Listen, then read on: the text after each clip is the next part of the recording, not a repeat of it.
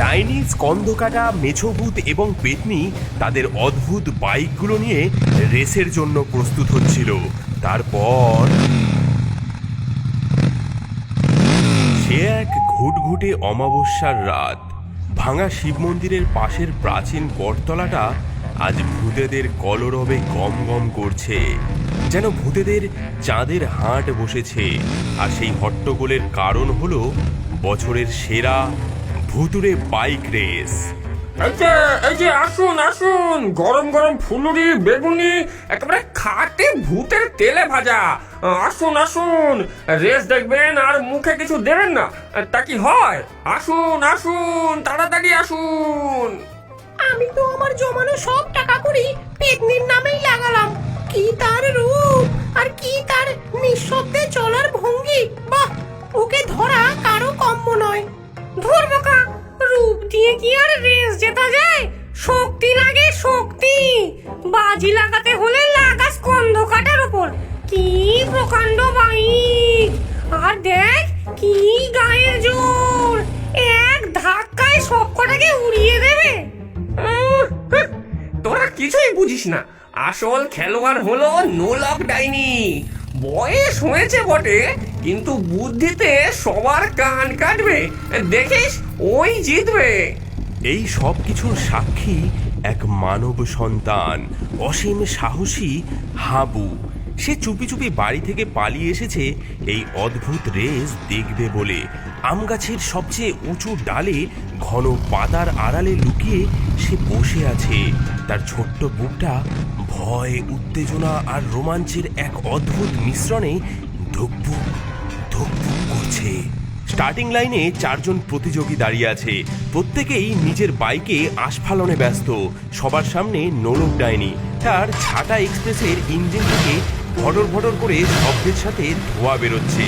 তার ঠিক পাশেই স্কন্ধকাটা। তার কঙ্কাল কিংয়ের উপর বসে এমন ভাবে বুক ফোলাচ্ছে যেন সে এখনই জিতে গেছে।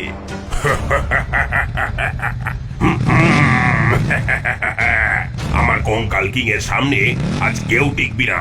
এর প্রতিটি হার নাম করা পালোয়ানদের, বুঝলি? তাদের অতৃপ্ত আত্মাগুলো এই বাইককে শক্তি যোগায়।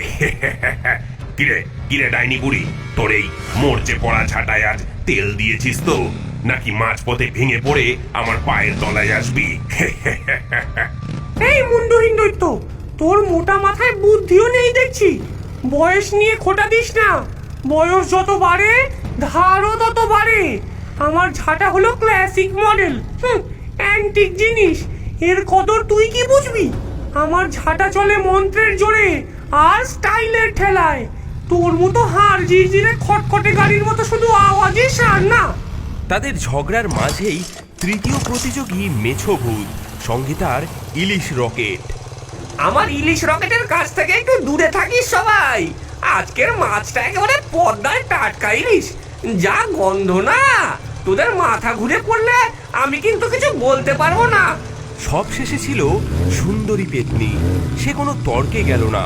তার লতা পাতা আর শিকড় দিয়ে তৈরি ফিসফিস ফ্লাইয়ার থেকে কোনো শব্দই আসছে না। শোনো শোনো, হে সাহসী ভূতের দল, শোনো। এই রাতের মহাযুদ্ধের নিয়মাবলী। পথ আগের মতোই, এই বটতলা থেকে বাঁশবাগান, তারপর ধূর্ত দৈত্যদের মাঠ পেরিয়ে শ্মশানের শর্টকাট ধরে গুঞ্জন গুহা পার হয়ে নরবরে কাঠের সাঁকো পেরিয়ে ভাঙা জমিদার বাড়ি। কোনো প্রতিযোগী অন্য প্রতিযোগীর গাড়ি ইচ্ছে করে ভাঙতে পারবে না, তবে বুদ্ধির প্যাচে ফেলতে কোনো বাধা নেই।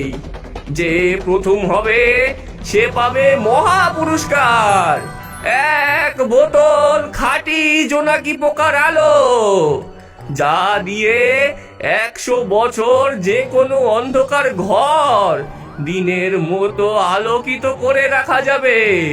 এবার দেখাও তোমাদের অলৌকিক ক্ষমতা। ব্রহ্মদৈত্যের কথা শেষ করতেই তিনবার শেয়াল ডেকে উঠল, আর সাথে সাথেই ভ্রুম ভ্রুম ঘটর ঘটর চারটি বাইক একসাথে তীব্র গতিতে রাতের অন্ধকারে মিলিয়ে গেল। ঝড়ের বেগে চারজন প্রতিযোগী ঢুকে পড়েছে গভীর বাঁশ বাগানে। কিন্তু একই ঢোকার সাথে সাথেই সরু বাঁশগুলো যেন জীবন্ত হয়ে উঠল। তারা নিজেদের মধ্যে পথ তৈরি করে এক গোলক ধাঁধা বানিয়ে ফেললো। কোন দিকে যাবি? পথ কই? এদিকে আয়, না না এদিকে ওদিকে। আমাদের ফাঁকি দেওয়া অত সহজ নয়। বোকার দল, বাতাসকে কি গোলক ধাঁধায় আটকানো যায়? পথ ছাড় বলছি কঞ্চির দল, পথ ছাড়। এই বলে স্কন্ধকাটা তার বাইকের ওপর রাখা মাথাটাকে বন বন করে ঘুরিয়ে সামনের বাঁশ বাগানের দিকে ছুঁড়ে মারল। মাথাটা গিয়ে লাগলো এক প্রকাণ্ড বাঁশের গায়ে। ব্যথায় সব বাঁশ সোজা হয়ে পথ ছেড়ে দিল, কিন্তু মেছো ভূত পারল না। একটা বাঁশের বাড়ি খেয়ে সে তার ইলিশ রকেট নিয়ে ছিটকে পড়ল পাশের ডোবায়। গেলাম রে। আরে এত পুঁটি মাছ! আহা, রেস তো পরের বছরও হবে, কিন্তু এমন তাজা পুঁটি মাছ রোজ রোজ তো পাওয়া যায় না। দাঁড়া দাঁড়া, দুটো ধরে মুখে পুরিনি। এই তো জীবন। আহা, ব্যাস, প্রথম প্রতিযোগী রেস থেকে স্বেচ্ছায় অবসর নিল।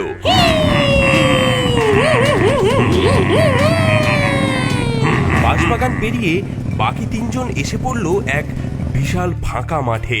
মাঠটা চাঁদের আলোয় অদ্ভুত দেখাচ্ছে। এটাই ধূর্ত দৈত্যদের মাঠ। এখানে বাস করে একদল বেটে নাদুস নুদুস দৈত্য, যারা খুব আমোদপ্রিয় এবং চালাক। তারা প্রতিযোগীদের দেখে আনন্দে হাততালি দিতে লাগলো।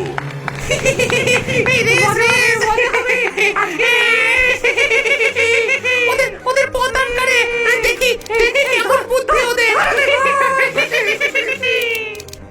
দৈত্যরা ছুটে এসে আঠালো কাদার তাল ছুটতে লাগলো। একটা তাল এসে লাগলো স্কন্ধকাটার কঙ্কাল কিং এর চাকায়। চাকাটা কাদার মধ্যে বিশ্রীভাবে আটকে গেল। এই পুচকের দল, ছাড় ছাড় বলছি, নইলে তোদের চাটনি বানিয়ে খাবো আমি। কিন্তু দৈত্যরা তার রাগ দেখে আরো মজা পেল। তারা তাকে ঘিরে নাচতে লাগলো। পেতনি তার নিঃশব্দ যান নিয়ে মাটির সামান্য ওপর দিয়ে ভেসে চলে গেল। তাকে কেউ ধরতে পারল না। নোলক ডাইনি দেখলো বিপদ। সে তার ঝুলি থেকে এক মুঠো চকচকে পুঁথির মালা বের করে দৈত্যদের দিকে ছুড়ে দিল। নে নে, তোদের জন্য উপহার। এবার মারামারি করে ভাগ করে নে। চকচকে মালা দেখে দৈত্যরা কাঁদা ছোড়া ভুলে সেদিকেই ছুটল। এই সুযোগে নোলক ডাইনি তার আটকে থাকা প্রতিদ্বন্দ্বীকে পাশ কাটিয়ে বেরিয়ে গেল। একটু পরে স্কন্ধকাটা কাদা থেকে চাকা ছাড়িয়ে রাগে গজগজ করতে করতে আবার রেসে ফিরল। তারা বেটা ছেলেদের দেখে নেবো পরে। মাঠ পেরিয়ে শ্মশানের কাছাকাছি এসে পেতনি আর স্কন্ধকাটা দেখলো নোলক ডাইনি আবারও সোজা রাস্তা ছেড়ে শ্মশানের ভেতর দিয়ে একটা শর্টকাট ধরেছে। এই ওই বুড়ি বড্ড ফাঁকিবাজ, আমিও ছাড়বো না, আমিও আসছি। কিন্তু শ্মশানের ভেতরে ওঁত পেতেছিল বিপদ। যেই না তারা ভেতরে ঢুকেছে, অমনি পুরনো কবরগুলোর তলা থেকে ছায়ার মতো কালো কালো হাত বেরিয়ে এসে তাদের গাড়ির চাকা ধরতে চাইলো। হাতগুলো এত দ্রুত আসছিল যে পালানোর পথ ছিল না। নে নে, এবার গুনতে থাক বাসা ধরে না। 1 2 3, গুনতে গুনতে সকাল হয়ে যাবে। নোলক ডাইনি তার ঝুলি থেকে এক মুঠো সর্ষে ছড়িয়ে দিয়েছিল, তাই সর্ষে গোনার অভিশাপে ব্যস্ত হয়ে পড়ল সেই ছায়া ছায়া হাতগুলো। এই সুযোগে ডাইনি অনেকটা এগিয়ে গেল। স্কন্ধকাটা আর পেতনিও সেই সুযোগে পার হয়ে গেল। শ্মশান পেরিয়ে তারা এসে পৌঁছালো এক পাহাড়ের পাদদেশে, যেখানে রয়েছে গুঞ্জন গুহা। গুহার ভেতরটা অন্ধকার, আর সেখানে ভেসে আসছে অদ্ভুত সব ফিসফিস শব্দ, যা প্রতিযোগীদের মনের গোপন ইচ্ছাকে জাগিয়ে তোলে।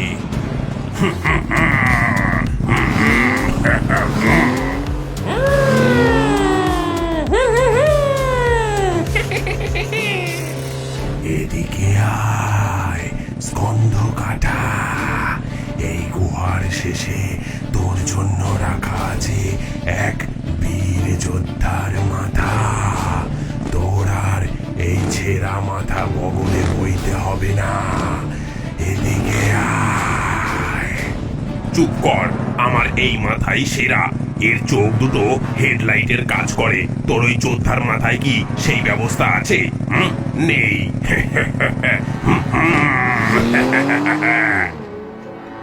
সুন্দরী পেতনি, এই এই রেসে দৌড়াদৌড়ি কেন? ডান দিকের সুড়ঙ্গে গেলেই পাবে অমর সৌন্দর্যের ঝর্ণা, যা দিয়ে তুমি আবার মানুষ হয়ে যেতে পারবে। আসো। পেতনির গতি একটু কমলো। তার চোখে এক মুহূর্তের জন্য ফুটে উঠল এক গভীর বেদনা, কিন্তু সে মায়ার ফাঁদে পা না দিয়ে সোজা এগিয়ে চলল।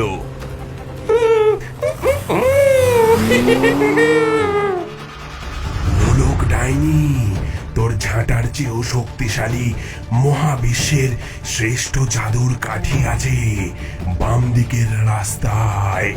আয় আয়। ধ্যাৎ, আমার এই ঝাঁটাই আমার গর্ব। তোদের মতো ফাঁপা আওয়াজকে আমি ভয় পাই না। সে তার কুমড়োর ইঞ্জিন থেকে এক ঝটকায় এত ধোঁয়া ছাড়লো যে গুঞ্জনগুলোর কাশির চোটে কিছুক্ষণের জন্য চুপ হয়ে গেল।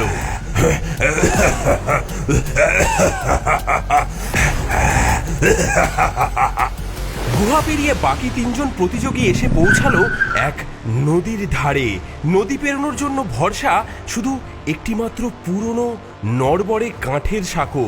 সাঁকোর তলার জল থেকে কেমন সবুজ আভা বেরোচ্ছে। নোলক ডাইনি যেই তার ঝাঁটা এক্সপ্রেস নিয়ে সাঁকোর ওপরে উঠেছে, অমনি সাঁকোটা ভীষণভাবে দুলতে শুরু করলো।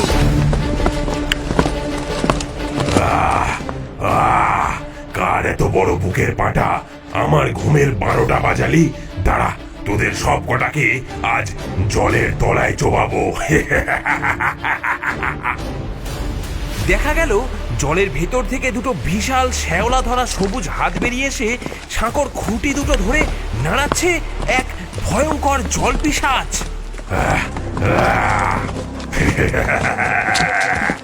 এই এই এই শ্যাওলা ভূত, সাঁকো ছাড় বলছি, নইলে তোর ওই পচা মাথা দিয়েই আমি আমার বাইকের নতুন টায়ার বানাবো। হ্যাঁ বটে, আমার মাথা পচা।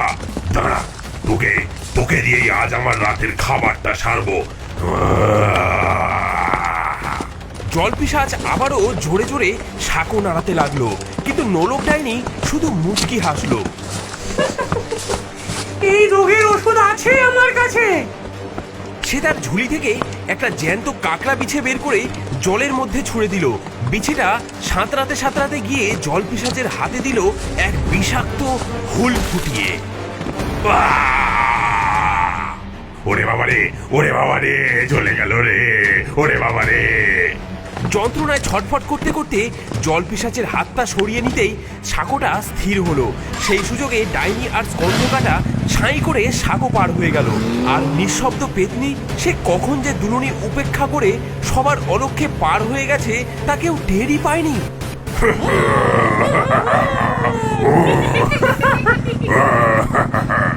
ভাঙা জমিদার বাড়ি আর মাত্র কয়েকশো হাত দূরে।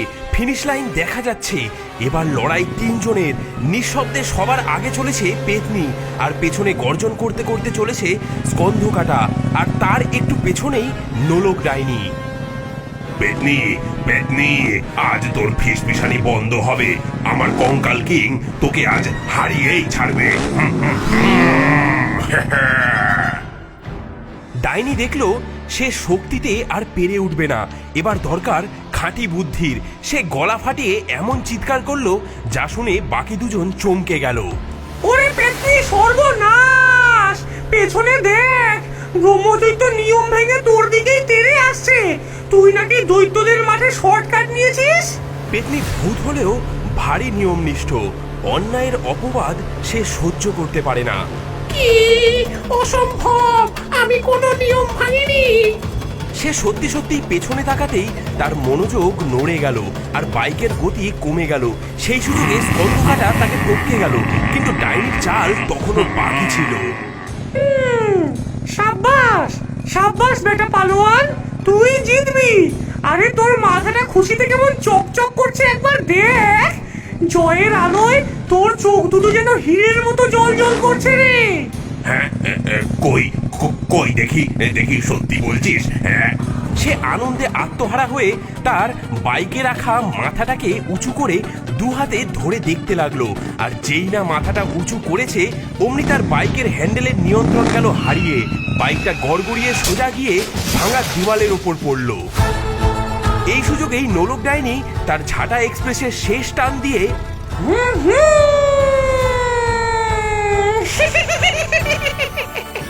এক বিজয়ের হাসি হেসে সবার আগে জমিদার বাড়ির মাথায় রাখা ফিনিশিং লাইনের লাল ফিতেটা ছিঁড়ে ফেলল।